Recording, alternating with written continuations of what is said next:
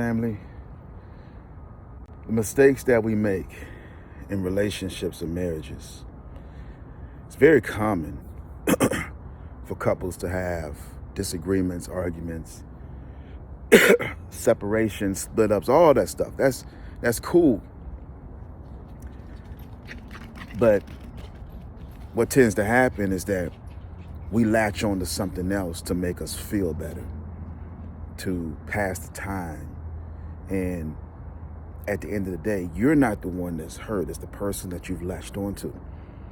I'm talking about emotional relationships. I'm talking about physical relationships, to where you are giving someone a piece of yourself when you have unresolved issues with the person that you're involved with. It becomes frustrating, it becomes draining. And at the end of the day, you feel like, dang, to be honest with you, it's almost like you're trying to numb a pain that you really can't numb.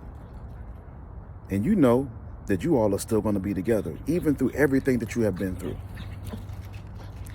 Not saying you can't walk away, not saying they can't walk away. At the end of the day, it's just fair to the person that you're dealing with. You shouldn't even be dealing with them because you have unresolved issues. And some people, they don't care what you got going on in your personal life and who you're with. They're still going to deal with you. Now, that's on them. But if you're still legally married, if you're still in a marriage, if you're still in a committed relationship, and you still have not severed what you have with the person that you're involved with, then you got to do some real soul searching. You have to stop giving people bits and pieces of you and wonder why your relationship cannot flourish, your marriage cannot get that flame back to what you used to. Because every time there's a disagreement, we always run somewhere else looking for that affection or that love, or just looking for that void to be filled. The person that you're involved with is not going to fulfill every void in your life. They're not meant to. Only God can do that.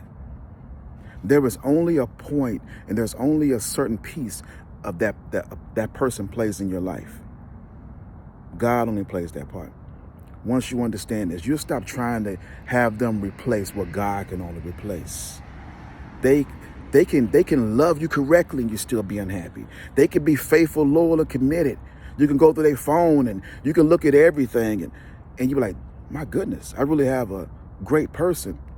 But even though they're great, you're still not happy.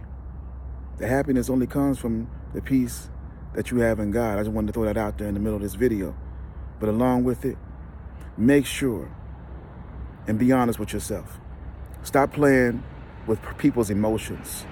Everybody's not going to be so forgiving. Everybody's not going to just sit up here and say, you know what, you did me wrong, I'm gonna move on. No, some people are gonna try to retaliate.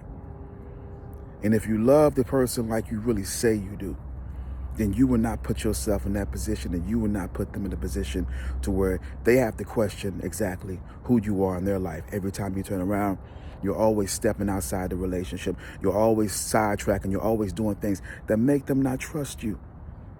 Trust is not something that people just wake up and say, I'm going to stop trusting you. No, it's the way you move. It's the things that you do. 2022, it's a double year. It's a double anointing. It's a year that we got to make right decisions, right choices. It's a year that we got to be honest with ourselves, you all. All right? Have a blessed and amazing day.